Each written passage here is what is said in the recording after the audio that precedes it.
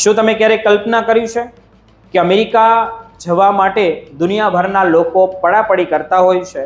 આજે એ જ દેશમાંથી સૌથી તેજસ્વી ભારતીય ડોક્ટરો અને એન્જિનિયરો જે સૌથી મોટા ગણાય તે કેમ ભાગી રહ્યા છે? વર્ષો સુધી મહેનત કરીને બનાવેલું કરિયર અને અમેરિકન ડ્રીમ અચાનક કેમ ભારતીયો માટે દુઃસ્વપ્ન બની ગયું છે?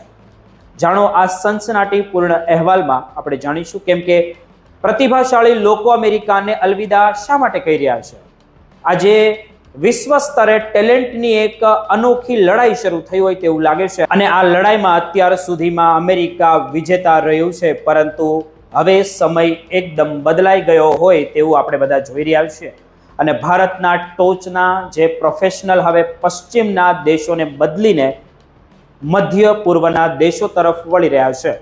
તેનું સૌથી મોટું અને ચિંતાજનક કારણ અમેરિકાની ઇમિગ્રેશન સિસ્ટમની નિષ્ફળતા છે, જે અત્યંત પ્રભાવશાળી લોકોને પણ માત્ર એક કામચલાઉ મજૂર તરીકે જુએ છે. હાલમાં જ એક એવો કિસ્સો પ્રકાશમાં આવ્યો છે જેમાં અમેરિકામાં સ્થાયી થયેલા એક હાઈ લેવલ ટેક પ્રોફેશનલ અને તેમની પત્ની જેવો એક જાણીતા કાર્ડિયોલોજિસ્ટ છે, તેમણે અમેરિકા છોડીને દુબઈ જવાનો સૌથી મોટો નિર્ણય લઈ લીધો છે. આ કોઈ સામાન્ય નિર્ણય નથી, પણ અમેરિકાની સિસ્ટમ સામે એક બહુ મોટો તમાશો છે. કારણ કે આ દંપતી પાસે એવી લાયકાત હતી જેની અમેરિકાને સખત જરૂર છે, છતાં ત્યાંના કાયદાઓને તેમને વર્ષો સુધી અનિશ્ચિતતામાં રાખ્યા છે.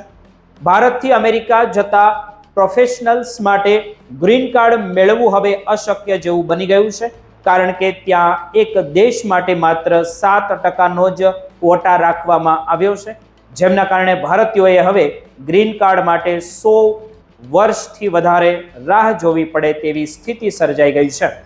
આનો અર્થ એ થયો કે એક માણસ આખી જિંદગી અમેરિકાની સેવા કરે તો પણ તેને ત્યાંની નાગરિકતા કે સ્થિરતા મળતી નથી.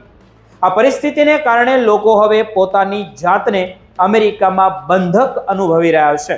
બીજી બાજુ H1B વિઝાની પ્રક્રિયા પણ એવા ફેરફારો તેમાં કરવામાં આવ્યા જે પ્રોફેશનલ્સ માટે માનસિક ત્રાસ સમાન ગણવામાં આવે છે. 2025ના અંતમાં જ્યારે વિઝા સ્ટેમ્પિંગની સમસ્યા ઊભી થઈ ત્યારે હજારો ભારતીયો પોતાના વતનમાં બીમાર માતા પિતાને મળવા પણ નહોતા જઈ શક્યા, કારણ કે તેમને ડર હતો કે જે તેઓ એકવાર અમેરિકાની બહાર નીકળશે તો ફરી પાછા ક્યારેય તે અમેરિકા જઈ શકશે નહીં, તેની કોઈ ગેરંટી તેમને આપી નહોતી.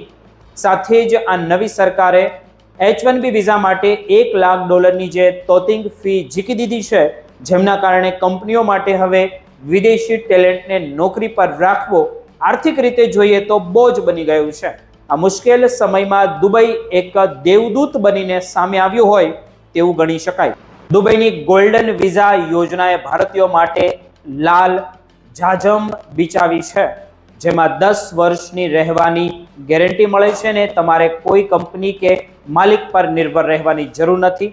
તેની સામે જ દુબઈમાં પર્સનલ ઇન્કમ ટેક્સ 0 છે અને જેનો સીધો અર્થ એ થાય છે કે અમેરિકા જે પગાર પર તમે 40% ટેક્સ ભરો છો તે જ પગાર દુબઈમાં પૂરેપૂરો તમારા ખિસ્સામાં આવે છે. ખાસ કરીને ડોક્ટરો માટે દુબઈએ એવી સુવિધા કરી છે કે જે લોકો અમેરિકામાં ભણેલા છે તેમને કોઈ પણ વધારાની પરીક્ષા વગર સીધું જ પ્રેક્ટિસ કરવાનું લાયસન્સ મળી જાય છે.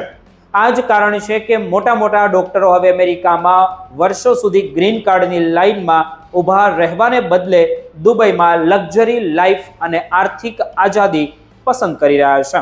આ માત્ર કોઈ એક વસ્તુ ન ગણી શકાય, પણ અમેરિકા માટે એક બહુ મોટી ચેતવણી છે કે જો તે પોતાના કાયદાઓમાં સુધારો નહીં કરે તો દુનિયાની સર્વશ્રેષ્ઠ પ્રતિભાઓ તેને છોડીને જતી રહેશે.